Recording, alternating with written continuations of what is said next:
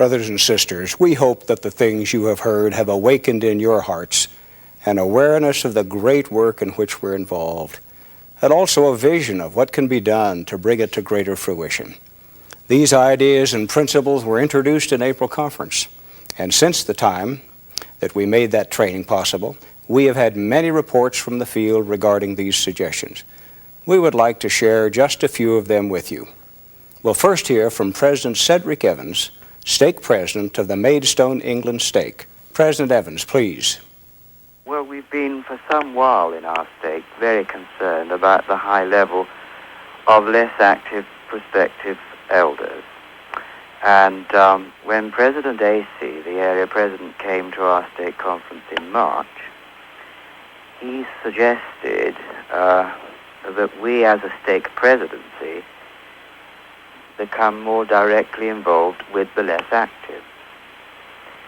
And it was suggested that we split as a stake presidency 3 ways with the bishoprics of each of our wards, and we asked them prior to this that they might carefully and prayerfully consider 9 families who would in all probability receive the stake presidency, who would respond to a visit from the stake presidency, to set up the interviews and the visits, and then we would visit with them.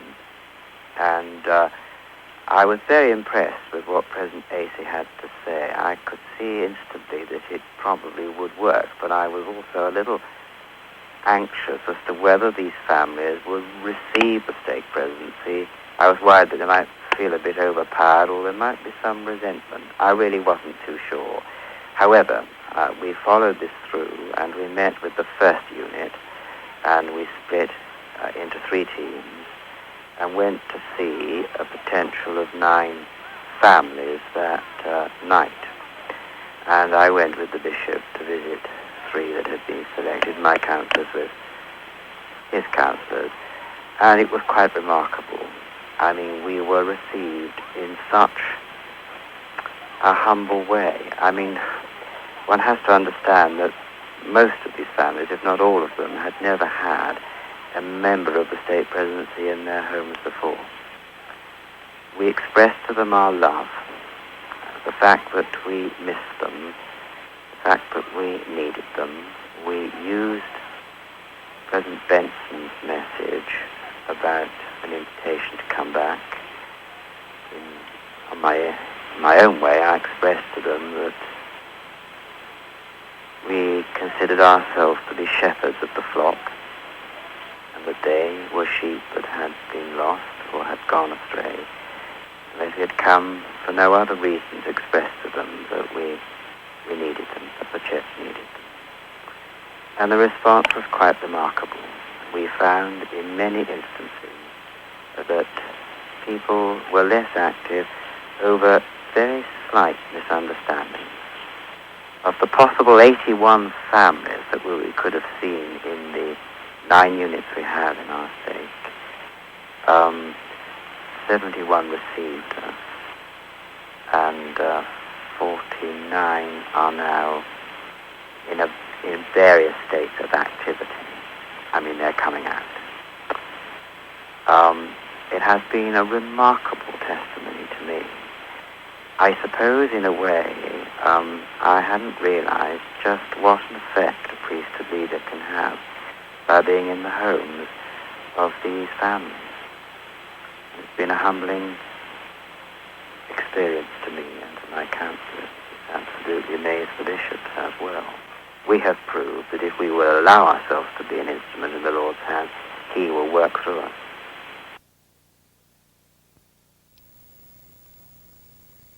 Thank you very much, President Evans. Elder Faust, a comment, please, on what that president has said to all of us. Thank you, Elder Maxwell. I think a very important beginning point is for the local leaders to have concern for the individuals. The result of what this stake president has done under inspiration, I think, is quite remarkable. Didn't he say that out of the 71 that were contacted, some 49 had some kind of a response? I think the local leaders don't fully appreciate the power and authority which they have when they become involved. Thank you. Let us now hear from President J. David Billiter of the Oakland, California stake. President Billiter, please.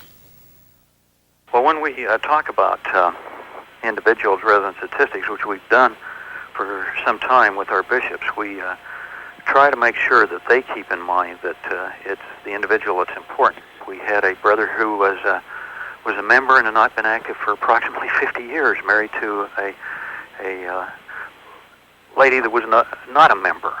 And during this period of time, once in a while, they would have a yard conversation with the home teacher, or maybe a what might be termed pleasant conversation at the door. When the home teacher took his wife, then they were invited in for the first time, and this non-member wife felt that she had someone to relate to and to talk to. It's been interesting how she's just now joined the church, and they're looking forward to going to the temple.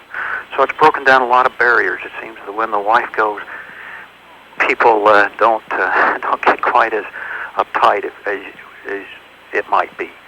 And it's been a good reflection, particularly with widows, for the neighborhood, that they see a husband and wife visiting a widow rather than just men going to sisters.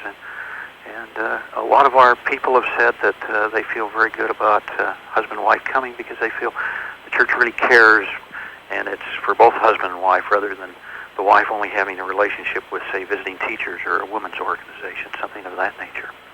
In our personal priesthood interviews with our bishops and branch presidents, we talk about what are you doing for, and then talk about various families in their wards and we keep these on our agenda so that we know what progress is being made with families. And what we find that is the end result is that we end up working with people and using programs for people. And the Elders Quorum indicated that they were just going to get together and get better acquainted, and by thinking about people, they ended up focusing on one particular individual and looked into what his background was, and that he liked tennis, and that's where his involvement was. So they ended up having a party that was built around the tennis activity, and then this brother felt comfortable about coming, and they've been able to fellowship him around that and get those that are interested in tennis to get close to him. And now he's able to come and feel comfortable with other people as he now starts to come to church meetings because he knows somebody, but done because we had the individual in mind rather than it being a shotgun approach of having a party and hoping that we involved him by a general invitation and things of that nature. Thank you very much, President Billiter. Elder Ballard, please. Well, I think the exciting thing that we've just listened to is the fact that the stake president has inspired his bishops to use all of the resources that they have at hand and to look at the value and the worth of one soul. I was interested that they found about the interest in tennis. I think that what we're trying to say here tonight to our priesthood leaders and to the dear sisters is to get to know the people that live within the ward and reach out and touch their lives using all the resources that are available. Thank you. Next, we'll hear from Bishop Stephen Neesmith of the Montgomery, Alabama 3rd Ward. Bishop Neesmith, please. What we first did after the address a year or so ago to welcome back and bring back the inactives, we sat down as a PEC and we identified all the families in the ward that were inactive, and we set goals and we targeted certain families and selected certain home teachers to go with them. That was the administrative part. What we then had is a number of families that jumped in and went out and got to know these inactive brothers and sisters and got to be their friends, do things with them, and got them to church. Whatever we had going on, we made sure that these brothers and sisters were aware of it and that they were invited to it. As soon as they started coming to church on a semi-regular basis, sat down with them and talked to the brothers about the priesthood, talked to the parents about having their children baptized. We just did whatever we could to involve them in what was going on. The main thing, we wanted them to have new friends and new associations. So we've been blessed by the members listening to the Spirit and loving these people unconditionally, not criticizing. I just sat down and quickly calculated in the last 6 months, I said the last year, we've reactivated 6 families, totaling about 20 to 22 people, including 3 brethren, 2 of which have been made elders in the last 6 months and are preparing to go to the temple within the next month. Thank you, Bishop Neesmith. Elder Faust, you were once Bishop Faust. Any comments on what the good bishop has just shared with us? Thank you. Bishop Neesmith makes some very good points. He talked about identifying and targeting on certain individuals and certain families. And then he also talked about assigning special home teachers to visit them. He also makes an excellent point about keeping the people that they are working with involved and advised about what's going on in the ward and in the local church units. And then that very special point that he makes, that it has to be done in unreserved love and without any criticisms whatsoever. Thank you very much. As you've heard, brothers and sisters, in several presentations this evening, high priests are now to have an expanded role in working with prospective elders and less active members. We'd now like to invite James C. Johnston, High Priest Group Leader in the Union 30th Ward in the Midvale-Fort Union South Stake, to share the insights and experiences he's gained. Please. And I've thought a lot about the invitation of the First Presidency to members of the church everywhere, regardless of their positions spiritually, to return to the church. And I believe that that was not only a letter of invitation.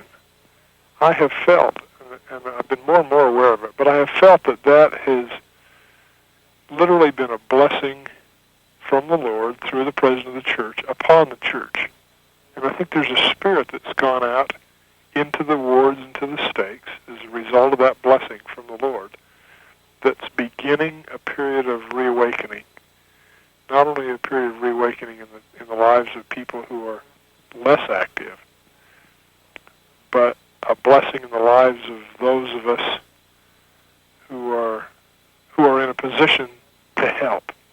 A blessing to high priests to give them some meaningful challenges in their life. In the past, we've done a lot of things talked about visiting. And I think now, and maybe this is the third area, I think we're saying more about now, how can we teach? How can we lift? We've got some home teachers that we have talked to that are out in the lives of people saying, we love you, we appreciate you, can we teach you the gospel? And we're seeing some families say yes. Thank you, Brother Johnson. Elder Ballard, please. You know, brethren, as we've watched this program tonight, I wish we could all go back and be bishops again. Yes.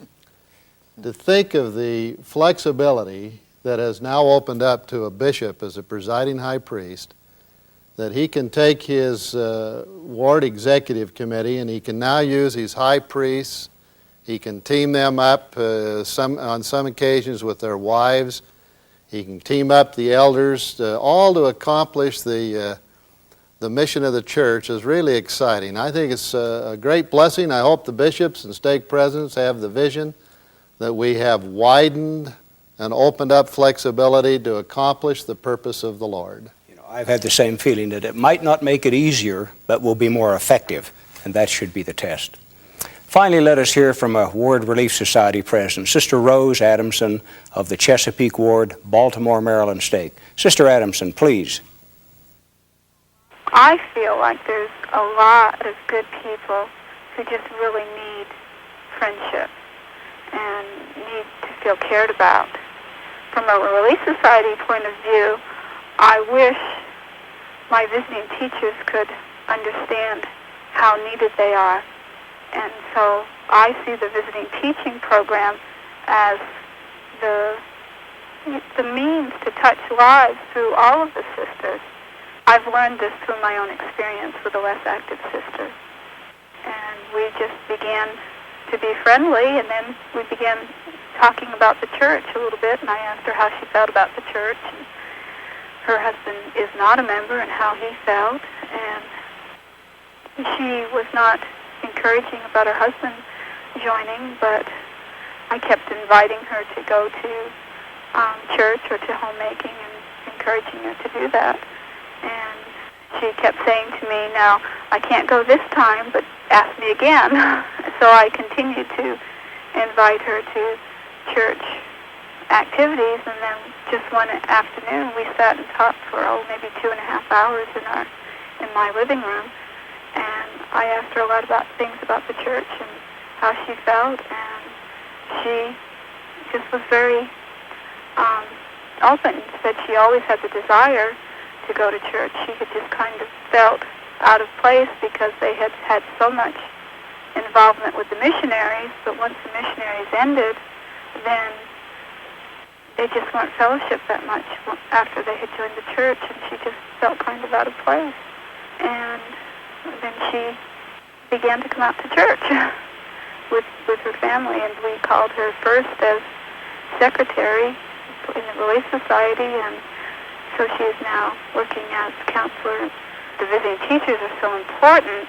They have as much power to touch the lives of a sister as a president has.